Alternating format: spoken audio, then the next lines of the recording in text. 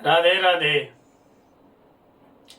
धन, धान्य और राजा के समान श्री प्राप्ति का अचूक उपाय, वो भी ईश्वर के वचन के अनुसार। यानी ईश्वर ने कहा है, किसी और ने नहीं कहा, ईश्वर ने कहा है कि ये करने से मिलेगा ही मिलेगा।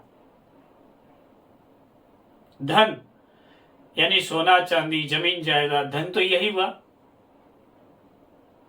धान्य यानी खाने की जो मेवा जीवन में मिले, लजीज खाना मिले, यानी धान्य। और राजा के समान अपनी जिंदगी एक राजा के समान जिंदगी जी सके।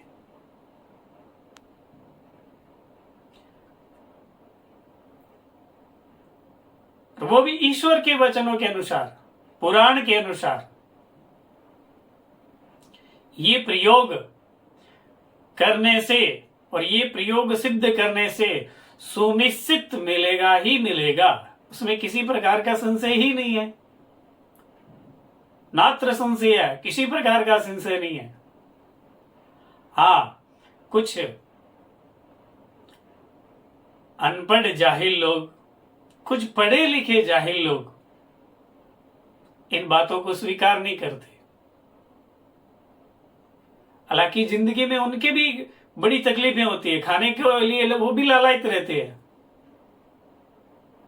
जब कहीं वार्तालाप होती है ना, तो लोगों पे दोषारोपण करते हैं कि उन्होंने ये कह दिया था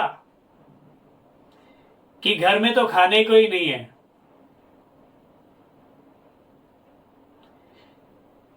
इतना झूठ, वहां पे सिर्फ राहु होता है, न ही उनके जीवन में कभी सुख होता है, सिर्फ झूठ और झूठ।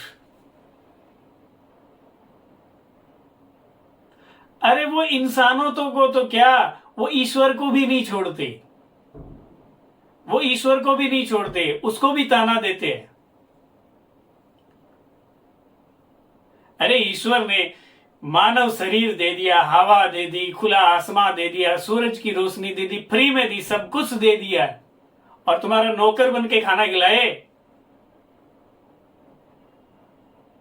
अरे ईश्वर स्वयं भी अवतरित होते हैं तो वो भी एजुकेशन लेते हैं, वो भी माँ बाप की सेवा करते हैं, और वो भी धर्म का निर्वहन करते हैं।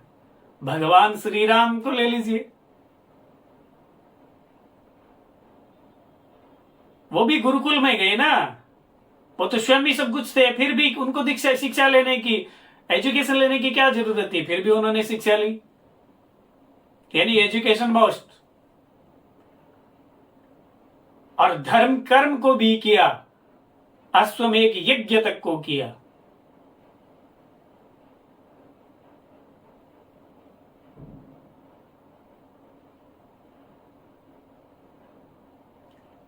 कंपेयर तो करते हैं तो भगवान से, यानी श्री राम से, श्री कृष्ण से, कंस से कभी कंपेयर नहीं करेंगे, रावण से कंपेयर कभी नहीं करेंगे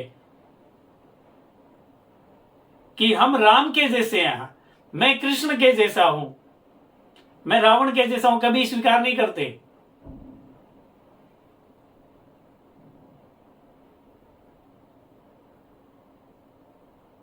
ये पूरी दुनिया है वो ऊर्जा के हिसाब से, ऊर्जा के कैलकुलेशन के आधार पे।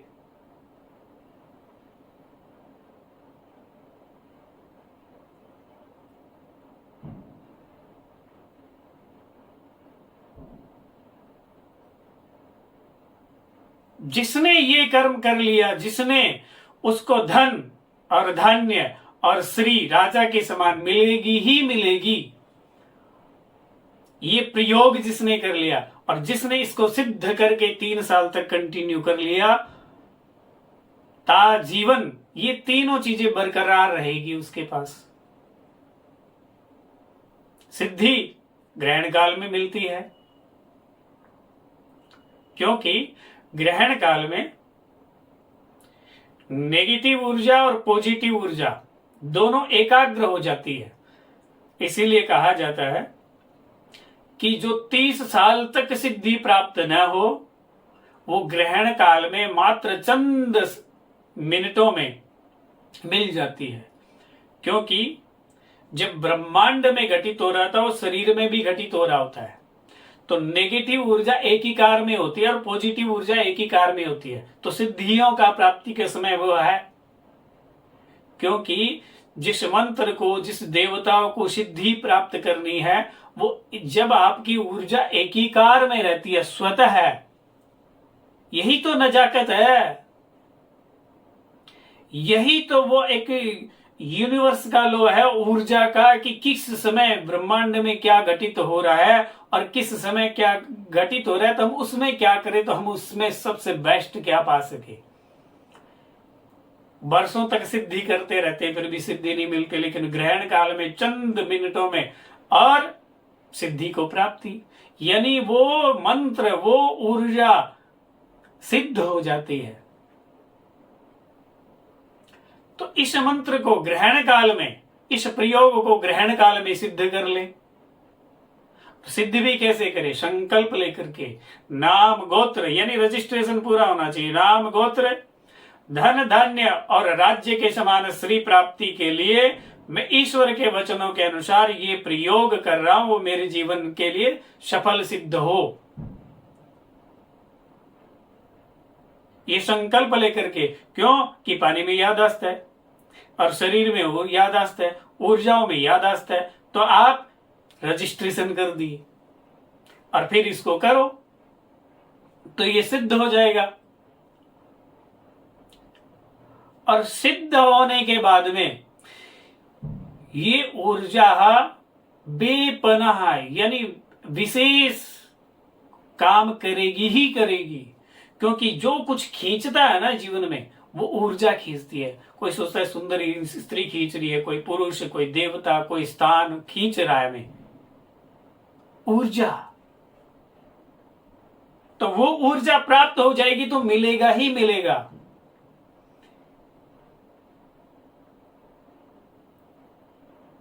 क्योंकि अगर जब ईश्वर से कंपेयर करते हैं तो ईश्वर के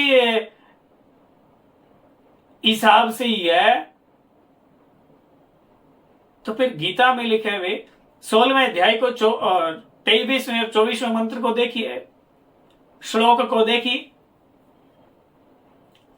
कि शास्त्रों के अनुसार जो कर्म है वही खुशी देने वाला है, दूसरा और कोई नहीं। जो मनमानी करता है उसको न ही गति मिलती है और न ही सुख मिलता है। ये गीता में लिखा हुआ है, तो गीता झूठ है।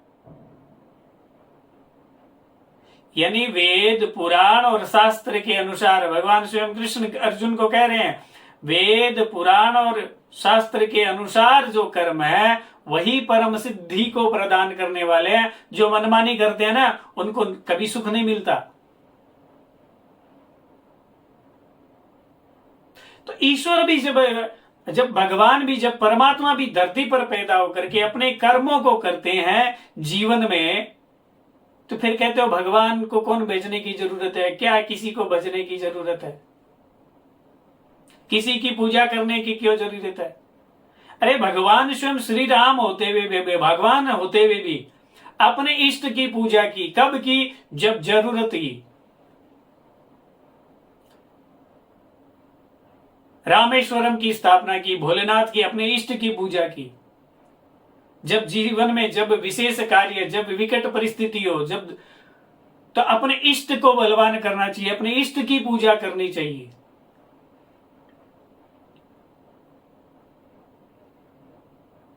अरे वो भगवान होते हुए भी अपने इष्ट को मान रहे हैं, अपने कर्तव्यों को निर्वहन कर रहे हैं, अपने कर्मों को कर रहे हैं, एजुकेशन से लेकर के एंड तक के सारे संस्कारों को कर रहे हैं।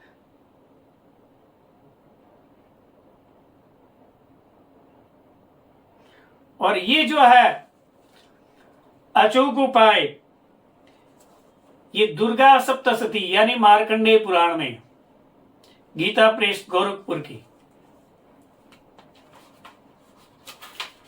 इसमें स्पष्ट रूप से लिखा हुआ है ईश्वर वाच, यानी ईश्वर कह रहे हैं स्वयं, ये 100 नाम है, सती साध्वी भवभृता भवानी भवमोचनी। और इसकी फलश्रुति क्या है? धनम धान्यम पशुम भो पुत्र लाभम, धनम धान्यम सुतम जायाम हयम अस्तिनिमेव च चतुर्दगम तथा चंते लभेन मुक्तिम च शाश्वतीम। यानी इस पाठ को 100 नाम के, इन 100 नामों को जपने से, इन 100 नामों का प्रतिदिन पाठ करने से धन धान्य सुत जाया और लभेन मुक्तिम च शाश्वतीम, और तस्य सिद्धिर भवेद देवी सर्वेषु नरैरपि राजा नो दास्तामयन्ति राज्यश्रिया मावाप्नुयात्। यानी राजा के समान श्री की प्राप्ति होती है। इस विधान को, इस विधि के विधान को, इस ईश्वर के बताए हुए उपाय को, यानी ये 100 नाम, ये देवी के नाम, दुर्गा के नाम, शक्ति के नाम, इन 100 नामों को सरल कर लिया जाए और फिर प्रतिदिन एक बार सिर्फ पाठ कर लिया जाए तो जीवन में धन अपनी ओर स्वतः खींचा चलाएगा, धान्य अपनी ओर स्वतः खींचा चलाएगा। जीवन में जिस तरह का व्यंजन खाने की जी में होगी वो मिलेगा ही मिलेगा। और इसको सिद्ध करने से ग्रहण काल में और 3 वर्ष तक कर लेने से जिसका वृक्ष लगन है, जिसके पंचम में वृक्ष है, यानी 2 नंबर आता है, लगन से पंचम में 2 नंबर और 7 नंबर आते हैं, उनका इष्ट स्वतः सिद्ध हो गया। क्योंकि बिना इष्ट के भ्रष्ट है, बिना इष्ट के भ्रष्ट है। जब राम अपने इष्ट की पूजा करते हैं, बिना इष्ट के वो भी आगे पांव नहीं रखते हैं, तो बिना इष्ट के, और इष्ट है वो जीवन में संतुलन बनाने वाला है, तो इष्ट, तो उनका इष्ट स्वतः सिद्ध हो गया। और इष्ट को जिसने साध लिया उसके सारे काम सिद्ध हो गए। तो जिनके वृक्ष 2 नंबर राशि, यानी 2 लिखा हुआ अंक अगर पंचम में है और 7 लिखा हुआ है पंचम में, तो उनको तो विशेष कर पूरे जीवन काल को सार्थक करने वाला, क्योंकि उन की पंचम यानी मति कंट्रोल करने वाला स्वयं को, यानी बुद्धि, यानी विवेक, यानी मति, यानी वो विजडम जो ब्रह्मांड को फील कर सके, feel is true thought is wrong, यानी वो उस एहसास को जान सके, उस चीज को महसूस कर सके, जीवन में खुशियां ही खुशियां प्राप्त कर सके। क्योंकि परमात्मा ने जो सृष्टि बनाई है वो आनंद लेने के लिए। आत्माएं अजर अमर है, ईश्वर की तरह ही अजर अमर है। ईश्वर न मरता है न जन्मता, आत्मा भी अजर अमर है, न मरती है जन्मती है। लेकिन ईश्वर लीला रचने आते हैं तो वैसे ही आत्माएं आती है। तो आत्मा यहाँ पे आनंद ले सके इस पंच महाभूत का भी। आत्मा तो पंच तत्व से भरी है, लेकिन इस पंच तत्व में आकर करके इसका भी आनंद ले सके, ये सिर्फ और सिर्फ वेद और पुराण और ईश्वर के वचन ही सार्थक सिद्ध हो सकते हैं।